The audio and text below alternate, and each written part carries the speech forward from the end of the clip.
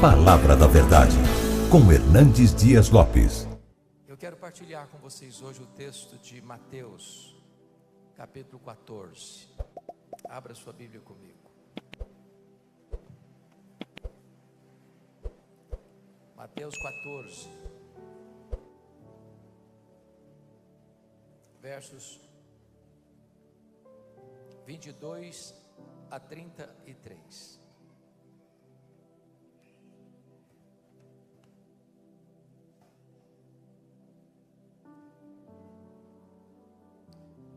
Está escrito assim: logo a seguir,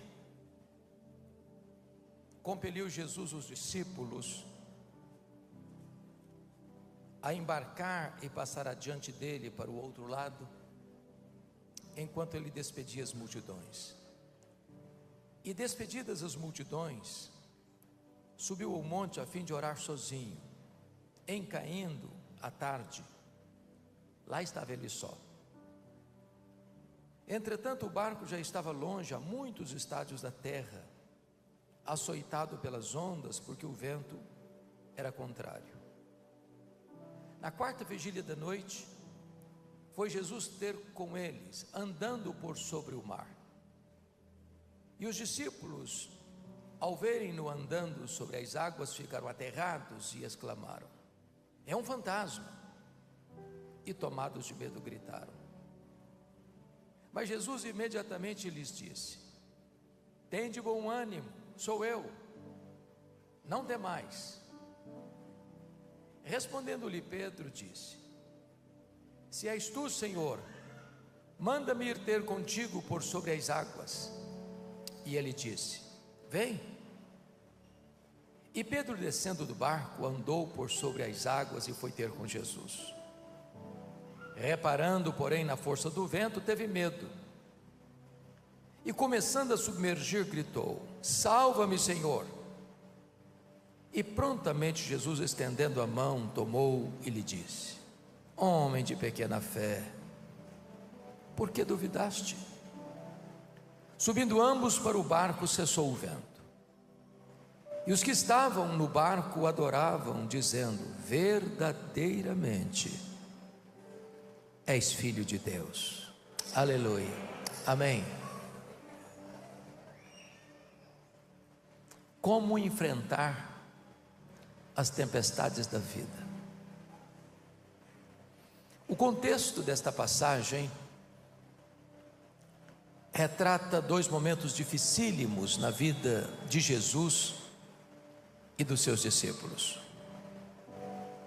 Primeiramente, o texto nos informa que Jesus estava numa fase tão intensa do seu ministério, com tantas demandas, com tanta gente aflita, doente, endemoniada, desesperada, à procura do seu socorro, que ele não tinha tempo para comer. Se não bastasse essa agenda congestionada, eles acabam de receber uma notícia trágica. O precursor de Jesus, João Batista, aquele que Jesus disse que era o maior dentre os nascidos de mulher, porque ninguém era maior do que ele,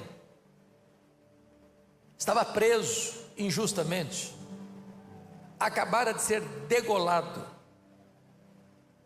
na masmorra de Maquerós, às margens do Mar Morto, por ordem de um rei bêbado, de uma mulher adúltera. E diante daquela cena tão dolorosa, Jesus toma uma decisão: sair para um lugar ermo, solitário, para um tempo de descanso, de refrigério, de reposição das forças, diríamos nós hoje, para uns dias de férias. Férias não é pecado, é necessidade. Deus nos deu um dia de férias na semana, é um tempo de renovo, de descanso, de refrigério. Mas quando eles chegam nesse local, A multidão já havia antecipado a Jesus e os discípulos. A informação vazou. Não sabemos quem vazou a informação. O certo é que quando chegam lá, para um tempo de férias, já havia uma grande multidão lá. E diz a Bíblia que Jesus, em vez de despedir a multidão e continuar de férias, como era o projeto, compadece-se da multidão e passa a curar os seus enfermos. A tarde já estava chegando e os discípulos sugeriram para Jesus: despede esse povo, porque o lugar é ermo. Segundo, aqui não tem padaria para comprar comida. Terceiro, ainda que tivesse, não tem dinheiro.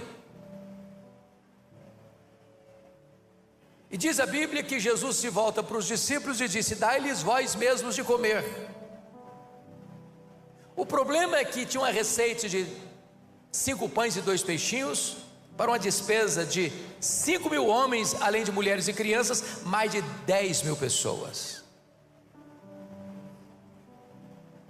Mas aquilo que os homens não podem fazer, Jesus pode fazer.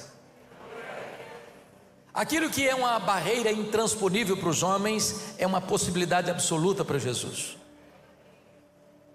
Nós não lidamos apenas com as coisas racionais, nós lidamos com as coisas sobrenaturais.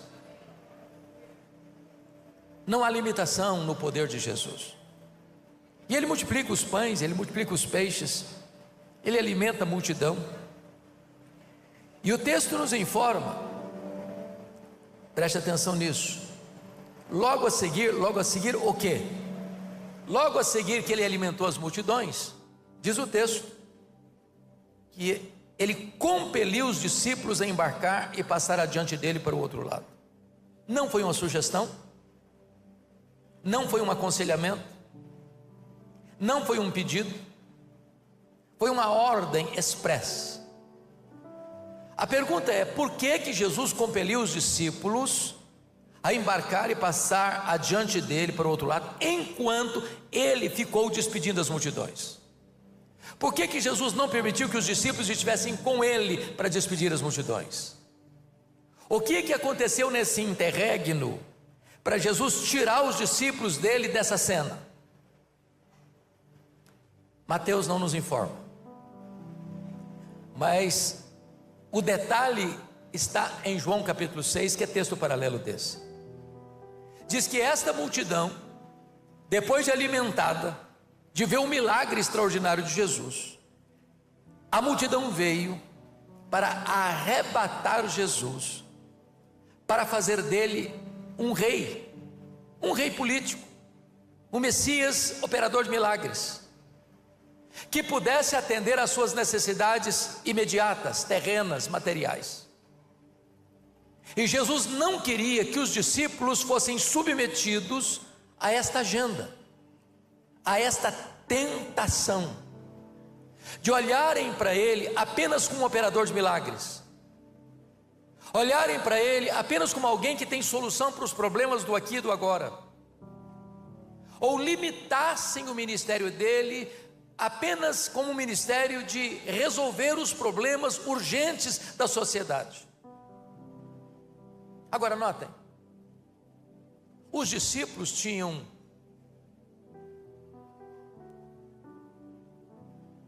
esse perigo diante deles, e as multidões tinham essa expectativa de que Jesus resolvesse o problema deles, e eles tinham motivos para isso.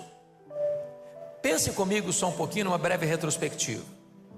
A história de Israel é uma história de escravidão, e todo sonho, ou o sonho de todo israelita, era que esse jugo fosse quebrado. Vejamos, passou 400 anos no Egito, debaixo de uma amarga escravidão. Depois eles passaram 40 anos no deserto, acossados pelos inimigos à volta.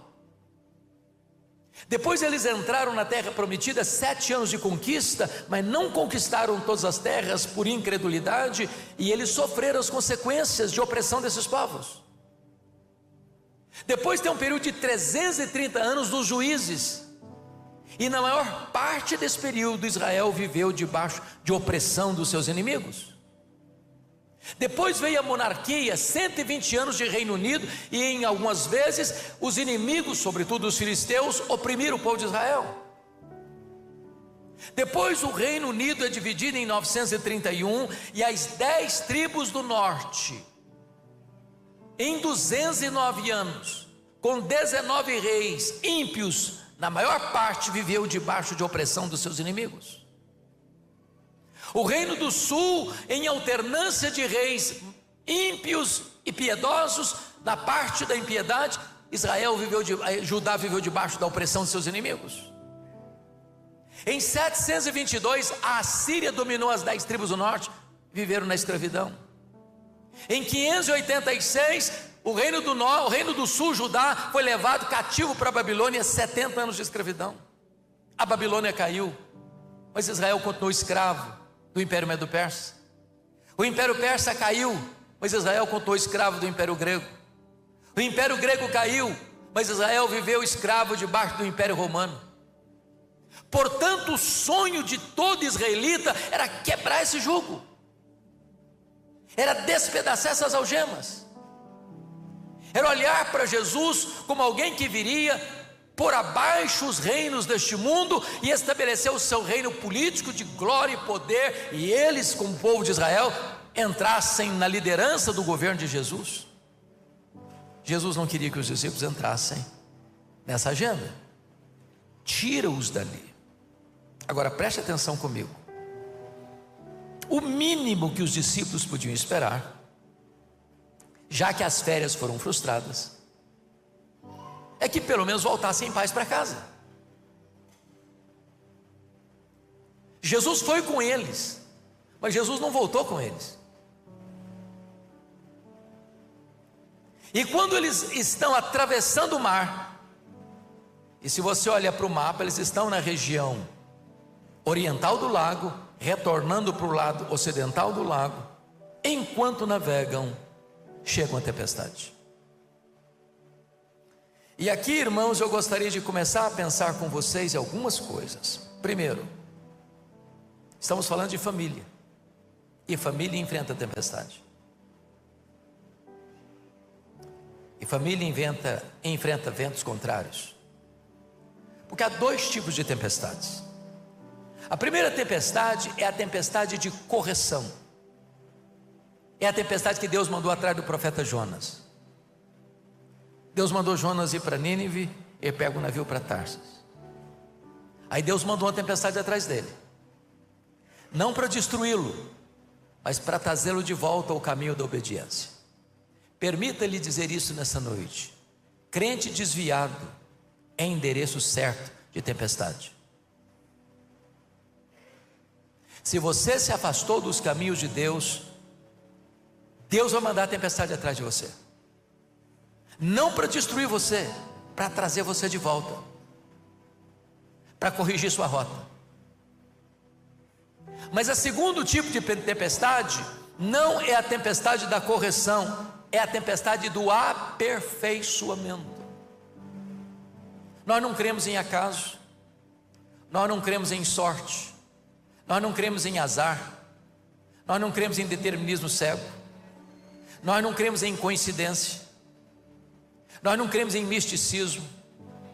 Nós cremos que Deus não é pego de surpresa. Portanto, quando um crente enfrenta uma tempestade, Deus tem um propósito nisso. É para nos aperfeiçoar. Agora preste atenção. Via de regra, as tempestades da vida se agravam quando Jesus parece estar longe de nós. Porque a grande pergunta é: por que Jesus não foi com eles? Já dissemos, para ficar sozinhos pedindo as multidões, para os discípulos não serem tentados. Mas somos informados que, e está aí escrito, notem comigo, versículo 23: e despedidas as multidões, subiu ao monte a fim de orar sozinho. Em caindo a tarde, lá estava ele só. Mas Marcos 6,48, paralelo deste, diz que Jesus lá desse monte, vendo-os em dificuldade. Às vezes o Senhor ali se afasta deles, compele-os a atravessar, para subir sozinho para o monte, para orar por eles. E ali do monte Jesus os vê em dificuldade, porque se você olhar o mapa de Israel, o mar da Galileia está a 220 metros abaixo do nível do mar Mediterrâneo, cercado de montanhas. Qualquer ponto que você esteja ao redor do lago, você vê tudo no lago. E eu quero dizer para você que o Senhor às vezes permite a tempestade, mas Ele não está num monte hoje, Ele está à destra da majestade de Deus, olhando para você, intercedendo por você. Ele é o seu grande sumo sacerdote, Ele é o seu advogado justo, e Ele sabe o que você está passando, Ele sabe a luta que você está vivendo, Ele sabe a crise que você enfrenta no seu casamento, Ele sabe a dor que lateja e pulsa na sua alma nesta noite, e Ele está orando como grande sumo sacerdote pela sua vida. Agora veja, as tempestades da vida sempre vêm ao nosso encontro. Meus amados, é impossível viver aqui sem enfrentar tempestades. A vida não é indolor. Ser crente não é viver numa redoma de vidro. Ser crente não é estar numa estufa espiritual. Estamos expostos a dores, a angústias, a doenças, a problemas financeiros. Todos nós passamos por isso. Então preste bem atenção nisso. Vida cristã é enfrentamento de grandes dificuldades.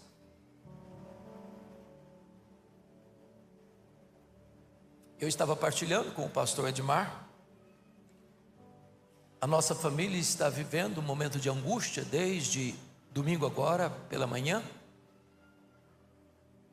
A nossa nora, a Renatinha, estava grávida de 6 meses, uma gravidez tranquila, e domingo de manhã ela entrou em trabalho de parto, de forma irreversível, e o bebê não estava pronto para nascer, e os médicos alertando-nos dos riscos, dos perigos.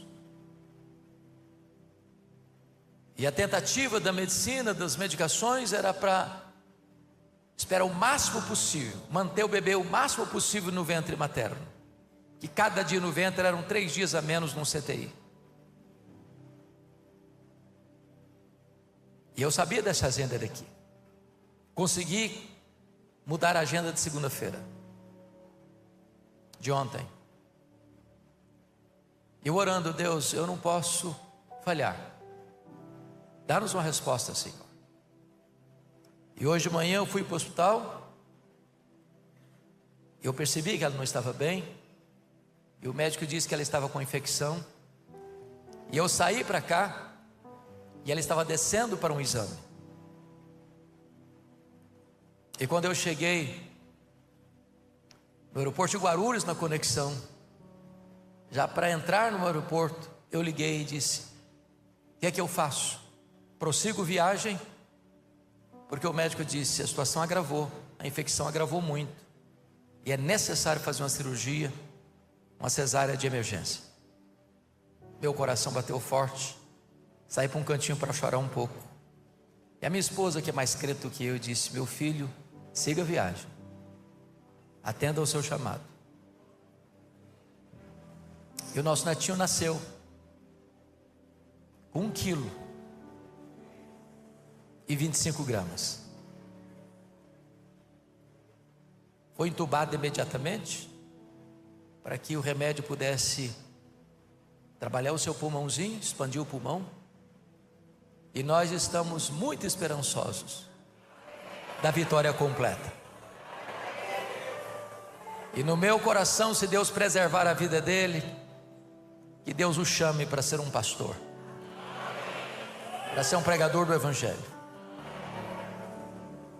Mas as tempestades chegam para todos, o coração aperta, as lágrimas rolam, mas Deus continua sendo Deus. Porque quando as tempestades vêm, não são para nos destruir, são para nos fortalecer. Agora notem comigo, por gentileza, que na tempestade, Jesus Cristo sempre vem ao nosso encontro. Às vezes parece atrasado, às vezes a gente diz: Deus, podia ser diferente. Por que estamos sozinhos? Por que o Senhor não veio conosco? Por que o Senhor nos forçou a atravessar o mar? O Senhor podia deixar a gente ficar junto contigo. Temos talvez mais perguntas do que respostas, mas eu quero lhe dizer que Jesus sempre vem ao nosso encontro. Ele sempre vem ao seu encontro. Ele sabe onde você está, Ele sabe como você está, Ele conhece os ventos contrários que assolam a sua vida, Ele sabe os medos e angústias do seu coração, e Ele vem, no tempo dEle, Ele vem ao seu encontro. Mas notem mais, Ele vem ao nosso encontro quando parece que não tem mais esperança, porque o texto diz que Ele veio na quarta vigília da noite. E vocês sabem que os hebreus dividiam a vigília da noite em 4 vigílias: das 6 da tarde às 9 da noite, a primeira vigília; das 9 da noite à meia-noite, a segunda vigília; da meia-noite às 3 da madrugada, a terceira vigília; das 3 da madrugada às 6 da manhã, a quarta vigília. Agora, por favor, entenda isso. O Mar da Galileia tem 21 quilômetros de comprimento, de norte a sul, e tem 14 quilômetros de leste a oeste. A região que Jesus está se referindo é lá no extremo norte, onde entra o Rio Jordão. Normalmente não se gasta uma hora para fazer essa travessia. Quando eles entraram no barco, ainda era dia, no entardecer. A tempestade os apanhou, e o barco está rodopiando no meio do mar, açoitado pelo vento contrário. As horas se passam, a noite chega, a solução não vem. E já passou das 3 horas da madrugada e Jesus não vem. Talvez os discípulos pensaram: não tem mais jeito. O texto não nos informa, mas é provável que eles tivessem gritado: socorro! É possível que eles tenham orado: Senhor, socorre-nos. Nas horas da nossa dor, talvez as lágrimas sejam mais eloquentes do que a nossa voz. Parece que ele está atrasado, parece que ele não chega. É a quarta vigília da noite. Eu quero dizer para você que às vezes o Senhor permite a gente ir no último furo da correia, na última volta do ponteiro, para que quando Ele fizer, todos tenham que saber, e precisam saber, que não foi o nosso esforço, foi a mão poderosa dEle que agiu. Às vezes a gente tenta jogar a toalha, às vezes a lógica humana diz: olha, esse problema não tem saída. Mas Ele vem, ainda que na quarta vigília da noite. Às vezes Ele não nos poupa da fornalha, mas nos poupa na fornalha. Às vezes Ele não nos poupa da cova dos leões, Ele nos poupa na cova dos leões. Às vezes você olha para uma pessoa e diz: para essa não tem mais jeito. Mas ainda que na quarta vigília da noite, Jesus disse: tem jeito. Depois, Jesus vem e muda tudo. Eu estava, pastor Edmar, pregando há uns 20 dias na Bahia, num congresso como este de família, e estava comigo lá também, como preletor, um pastor da igreja, Primeira Igreja Batista de São Paulo. E aquele homem tem uma história incrível. Ele era um empresário, e um dia ele estava em viagem com outros colegas empresários, hospedados no mesmo hotel, e de repente ele entra no hotel público, da recepção do hotel, e os seus colegas estavam lá cheirando cocaína. Disseram para ele: você não quer experimentar? É uma sensação incrível. E ele tolamente aceitou experimentar e não saiu mais. A família foi se degringolando, o casamento foi fragilizando, os negócios foram dando para trás, as mentiras eram tantas, e chegou a hora que ele disse: eu não aguento mais. Fez a mala e disse: eu vou fazer uma viagem. Disse para a família. Mas a viagem que ele fez foi para a rua, e ficou 7 anos na rua. Cocaína, crack, todo tipo de droga, dormindo nas calçadas, nas marquises, se automutilando, se autodestruindo com as drogas. Na maioria das vezes dormia debaixo da marquise da Primeira Igreja Batista de São Paulo. A família o procurou por todos os lados, em delegacias, em prisões, em hospícios, em MLs, em cemitérios. Ninguém dava notícia, mas a filha dele nunca desistiu dele. Depois de 7 anos, um dia ele está indo em cima de uma ponte de madrugada. Uma senhora da Assembleia de Deus retornava de uma vigília de oração e o encontra em cima da ponte e disse: ou você entrega a sua vida a Jesus, ou você vai morrer. Atravessou a ponte e deu para uma praça, e a filha dele naquela madrugada ainda o procurava, depois de 7 anos sem notícias. Pastor Haile Mafra é esse homem. A filha olha ao longe, torna a olhar, reconhece: é o papai. Saiu do carro, correu, abraçou, beijou aquele maltrapilho, mal cheiroso, botou dentro do carro. Foram mais 7 anos de tratamentos em clínicas.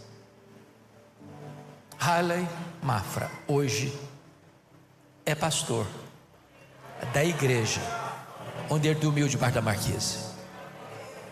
Deus restituiu a sua família, Deus restituiu os seus bens, Deus restituiu sua vida, Deus restituiu sua dignidade, e hoje ele é um pregador do Evangelho de Jesus Cristo. Na quarta vigília da noite, quando ninguém mais podia esperar um milagre, Deus fez o milagre. Mas ele nos disse que um filho, o filho dele, não quis recebê-lo. O filho dele dizia: se o senhor chegar, eu saio. E ele orando e chorando pelo filho. Anos, até o dia que o filho fez aniversário e chamou o pai. E o pai pensou que o filho fosse expô-lo ao ridículo diante dos colegas, e ele foi. Quando ele chegou na festa do filho, o filho correu, lhe deu um abraço, com muito choro, com muita dor, e disse: meu pai, a falta que o senhor me fez é maior do que a dor que o senhor me provocou. Eu amo o Senhor, e a partir de hoje o senhor conta comigo. O Senhor salvou completamente na quarta vigília da noite. Agora veja você que nas tempestades da vida, Jesus vem ao nosso encontro e coloca debaixo dos seus pés aquilo que nos ameaça. Isso é incrível. Porque o texto diz que Jesus veio ao encontro deles depois das 3 horas da madrugada, andando sobre as águas. Jamais alguém tinha feito isso antes. Por que Jesus não veio de modo convencional? Pegou um barco. Por que ele fez isso? Para ensinar-nos uma grande lição. Há problemas que são maiores do que nós. Há problemas que nós não podemos resolver, não sabemos resolver, não temos poder para resolver.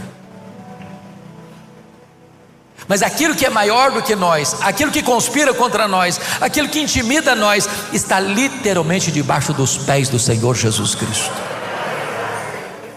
Ele coloca debaixo dos seus pés aquilo que está ameaçando você, aquilo que põe a sua vida em risco, aquilo que está tentando destruir sua vida. Jesus vem colocando debaixo dos seus pés os seus problemas. Mas ainda, a Bíblia diz que o Senhor faz o seu caminho na tormenta. Às vezes a tempestade é a própria estrada que Jesus usa para ter acesso ao seu coração.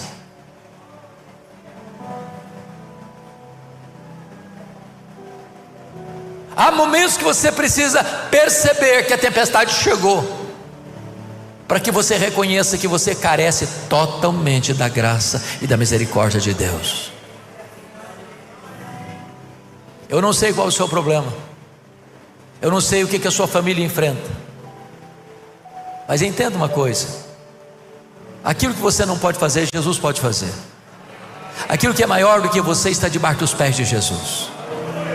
E hoje, nesta noite, Ele está vindo ao encontro da sua família. Agora notem ainda, nas tempestades da vida, quando Jesus vem, Ele vem para esclarecer a nossa mente confusa. Porque notem comigo, está de noite, está de madrugada, a hora da noite mais escura. Talvez uma tempestade mesmo. E naquela escuridão eu imagino um relâmpago luzidio rasgando os céus com um facho de luz. E eles olham, e alguém caminhando sobre o mar. E eles gritaram apavorados: é um fantasma! Aquilo que era o socorro agravou ainda mais o problema deles. Ficaram com mais medo ainda. Mas quando eles gritam é um fantasma, eu tenho que entender o contexto. Eu estou falando da Galileia, eu estou falando da região norte de Israel. E a região norte de Israel era uma região altamente povoada por povos gentílicos. Era chamada até de Galileia dos gentios, com muitas crendices. Exemplo, lá em Mateus 16, logo em seguida esse texto, Jesus está lá no extremo norte de Israel, lá nas fraldas do Monte Hermon, lá em Banes, onde nasce o Rio Jordão, lá em Cesareia de Filipe, quando ele faz uma enquete com seus discípulos: quem diz os homens ser o Filho do Homem? E eles responderam: Senhor, uns dizem que tu és João Batista, outros dizem que tu és Elias, outros dizem que tu és Jeremias, outros dizem que tu és alguns dos profetas. Uai, mas como assim? Dessas pessoas, o Elias tinha sido arrebatado ao céu, o João Batista tinha sido degolado, o Jeremias estava morto, os outros profetas também. O que está acontecendo? A crendice popular do povo da Galileia era mística, porque já tinha naquela época o que se chamava de metempsicose, ou transmigração das almas, o que se é conhecido hoje como reencarnação. Então os discípulos, que também eram galileus, ainda tinha resquício dessas crendices na mente deles, como há crendices ainda hoje em tantas famílias. E quando Jesus vem para socorrê-los, e vem para trazer a solução para o problema deles, eles olham e acham que mais um problema está surgindo. É um fantasma. Tomados de medo, gritaram. Então quer dizer para você que Jesus está vindo hoje também para corrigir as nossas confusões mentais, as nossas crendices desvestidas da verdade, desprovidas da palavra de Deus. Me permita dizer isso: Jesus vem primeiramente para acalmar o nosso coração. Eu confesso para vocês que de domingo para cá eu fiquei tão angustiado. Nós estávamos conversando agora há pouco. Avô é manteiga derretida. E quando você vê um filho chorando, parece que a dor, ela potencializa no seu coração.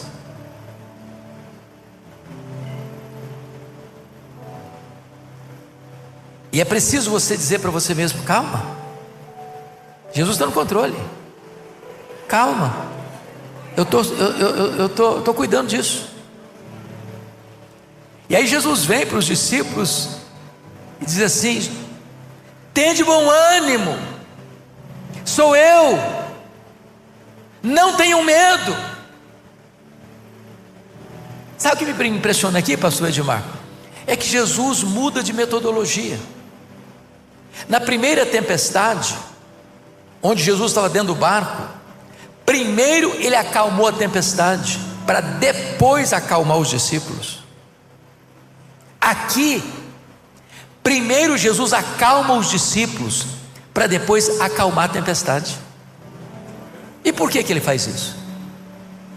Porque tem hora que Jesus sabe que a maior tempestade que nós enfrentamos não é a que está dentro de nós, é a que está fora de nós. Tem hora que a maior tempestade que nós enfrentamos não é a que está fora de nós, é a que está dentro de nós. Tem hora que o nosso problema é a circunstância, tem hora que o nosso problema é o sentimento. E Jesus está aqui nesta noite para acalmar tanta tempestade de fora como a tempestade de dentro, tanta circunstância quanto o seu sentimento. Jesus está aqui nesta noite dizendo para você: tem bom ânimo, tem bom ânimo, acalma o seu coração, sossega a sua alma, descanse, eu estou no controle. Você perdeu o controle, a medicina perdeu o controle, a medicina diz não tem mais jeito, ou vai ser muito difícil, e Jesus está dizendo: pois eu estou no controle. As limitações humanas não põem uma limitação no poder de Jesus, Ele pode tudo. Tem de bom ânimo. Agora veja que o único antídoto para o problema do medo é a presença de Jesus. Tem de bom ânimo, sou eu, não tenho medo. O único antídoto, meus irmãos, para o medo é a consciência de que Jesus está presente. Não é a sua força, não é a sua inteligência, não é o seu dinheiro, não é a sua influência, não é a sua tradição familiar. Se Jesus está presente, você pode acalmar o coração. É Ele quem tira o medo. Mas ainda, Jesus vem ao nosso encontro, não só para acalmar o nosso coração, Ele vem também ao nosso encontro para levantar aquele que está caído. Às vezes a gente critica o Pedro, mas convenhamos, o único naquele barco que teve a ousadia de dizer para Jesus: se és tu, Senhor, manda-me ir ter contigo por sobre as águas. E Jesus diz: vem, Pedro, pode vir. E eu imagino a cena, o Pedro pulando o barco, andando firme, pisando em terra firme. Que coisa extraordinária. Porém, diz a Bíblia, reparando porém, na força do vento, teve medo.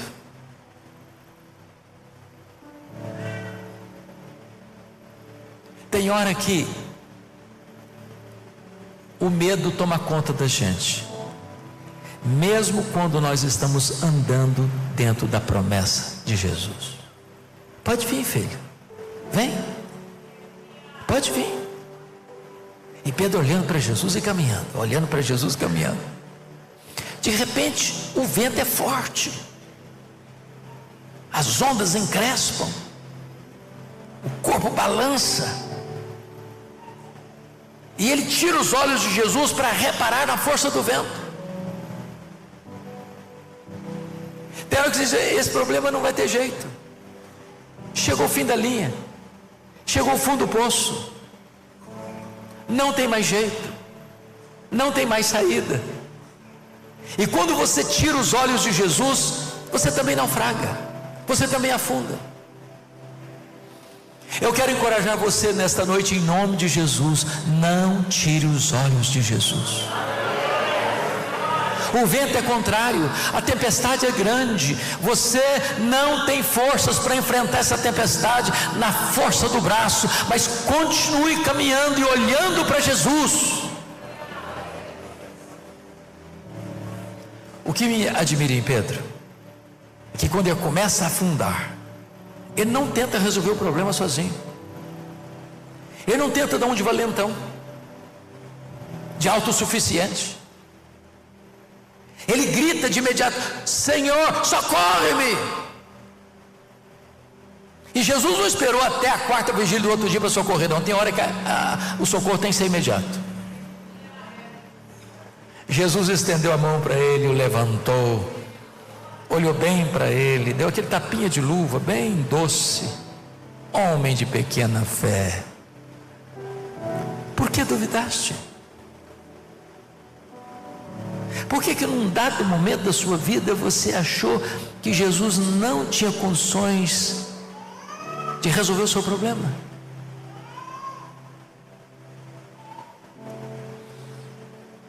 Mas ainda, Jesus vem ao nosso encontro, não só para acalmar o nosso coração, mas Ele vem ao nosso encontro para acalmar a tempestade que nos assola. Porque notem comigo o texto, está escrito que, versículo 32, subindo ambos para o barco, cessou o vento.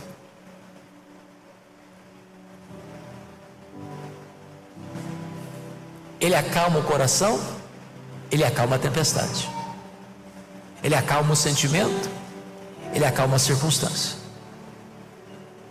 Ele acalma você, e Ele resolve o seu problema. Eu não sei que tipo de problema você está vivendo.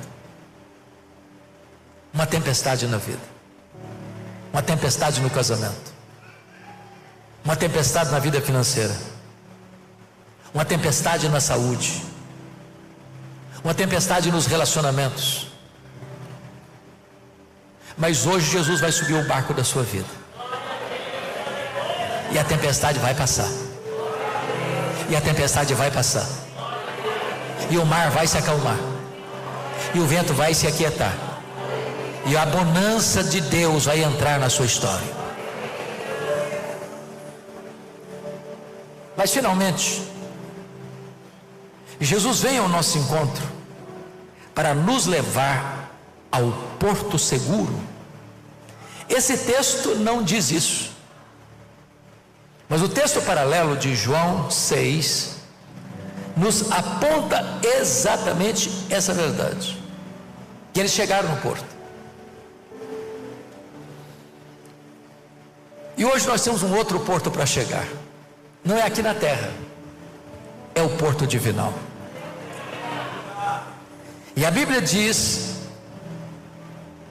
lá no Salmo 84, que nós vamos indo de força em força, e cada um de nós chegará diante de Deus em Sião. A Bíblia diz, no Salmo 73, que o seu Senhor, o meu Senhor, o nosso Senhor, é aquele que nos toma pela sua mão direita, nos guia com o seu conselho eterno e nos recebe na glória. A Bíblia diz, lá em Apocalipse 9, que aqueles gafanhotos, que são demônios,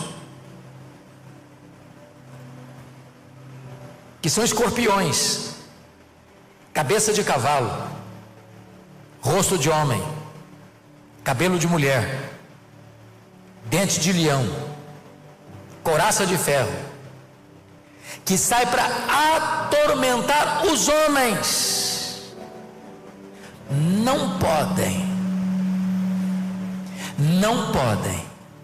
afligir aqueles que têm o selo de Deus. Você foi selado com o Espírito Santo da promessa. Você está debaixo da proteção do Senhor. A Bíblia diz, Apocalipse capítulo 13, que o anticristo vai ser adorado por todos os povos, todas as tribos, todas as nações, exceto aqueles cujos nomes estão escritos no livro da vida do Cordeiro.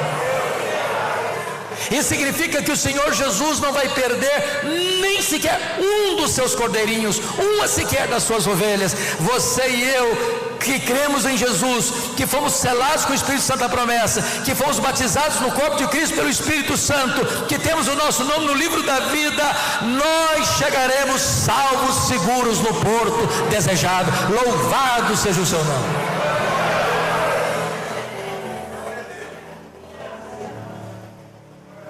Eu concluo com o verso 33, fazendo uma pergunta. Se Deus nos ama, se Jesus nos ama, e Ele nos ama, por que que Ele permite tempestade na nossa vida?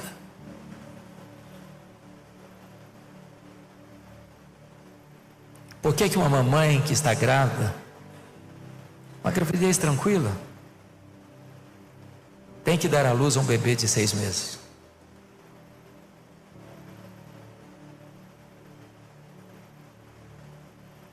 Por que que um crente fiel fica em cima de uma cama, entubado num CTI?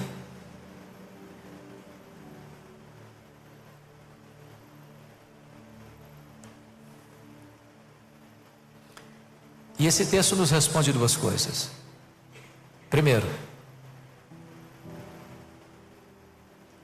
nós aprendemos muito mais nos dias de tempestade do que nos dias de bonança.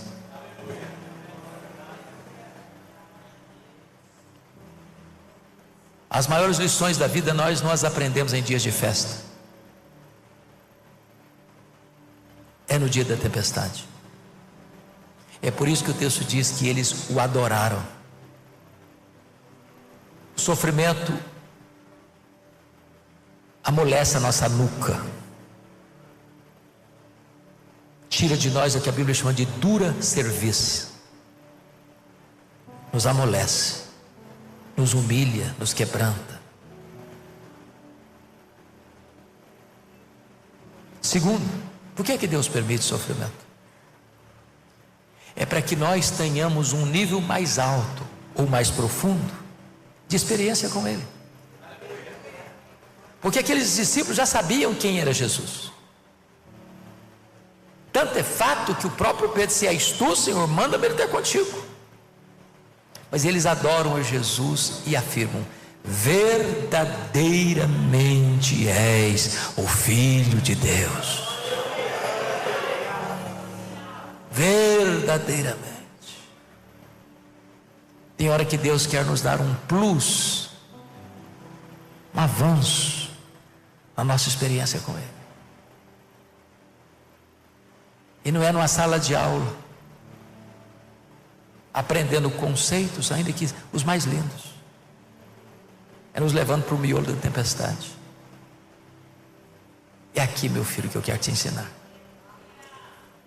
É aqui que eu quero te mostrar que eu sou Deus, que eu sou maior que os seus problemas, que a tempestade que assola você está debaixo dos meus pés, que quando você achou que não tinha mais saída, na quarta vigília da noite, eu cheguei para socorrer você, e eu estou aqui,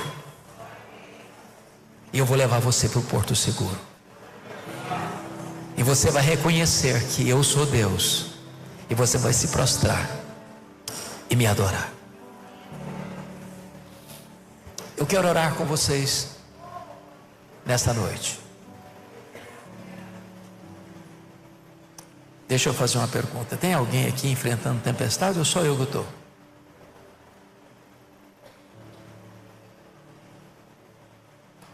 Tem alguém aqui precisando de oração ou só eu que estou precisando? Eu gostaria que nós orássemos então. Eu sei que nós não temos espaço aqui, não vou convidar você para vir à frente não. Mas se você tem algo pontual que precisa da intervenção de Jesus na sua vida, no seu casamento, nos seus filhos, na sua casa, na sua família, onde você está, fique em pé, por favor. Eu quero orar com você.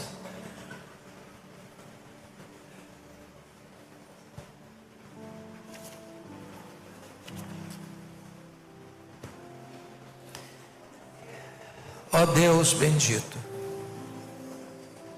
Deus de toda graça, Pai de nosso Senhor Jesus Cristo, Deus da nossa salvação,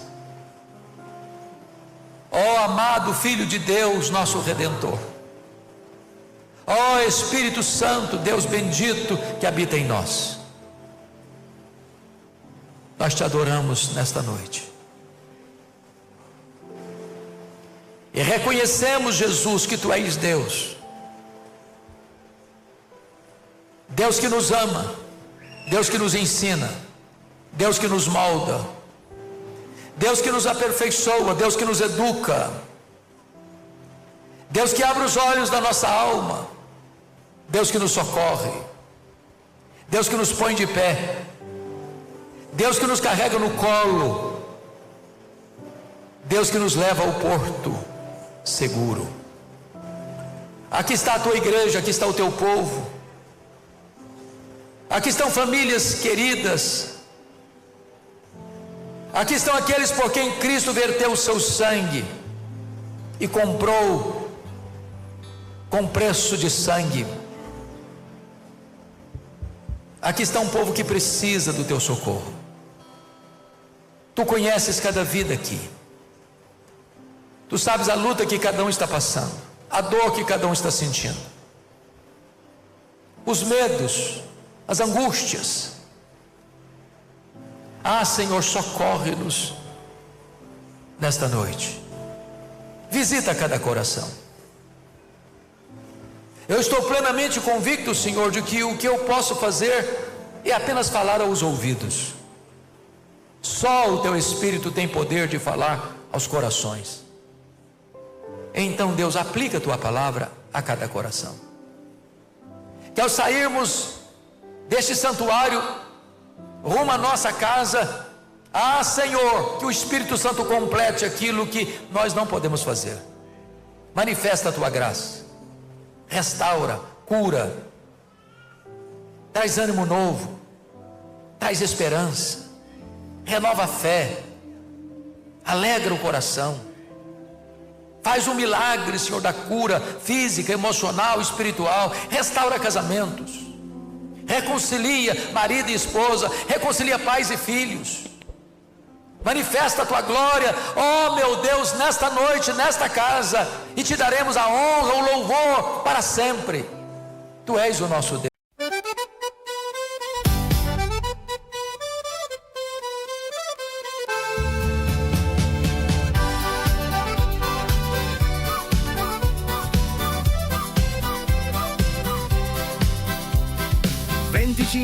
Gradi a febbraio, c'è chi dice giorno perfetto per andare al mare, ma noi ci abbiamo un'altra idea, ce ne stiamo a casa. Alle 8:15 parte una spedizione da San Vito dei Normanni direzione San Michele. Un uomo con la coppola grida è tutto chiuso, oggi non si lavora. Che confusione, siamo in 20.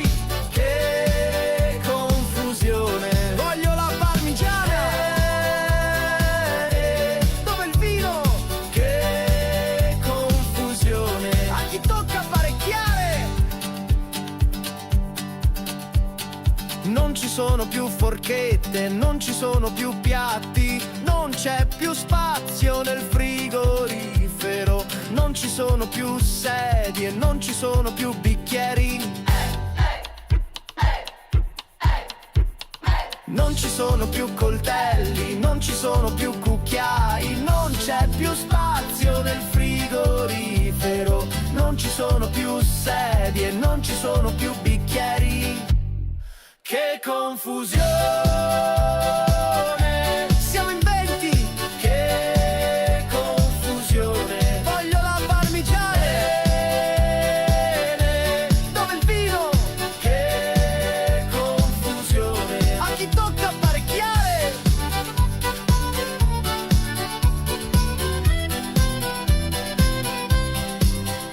Se non mi liberi subito quella padella, non lo so che ti faccio.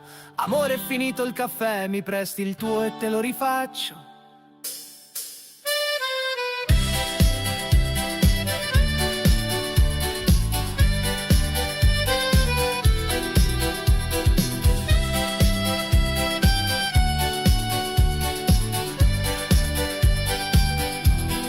Che confusione, siamo in 20. Che confusione, voglio la parmigiana. Dove il vino? Che confusione, a chi tocca apparecchiare.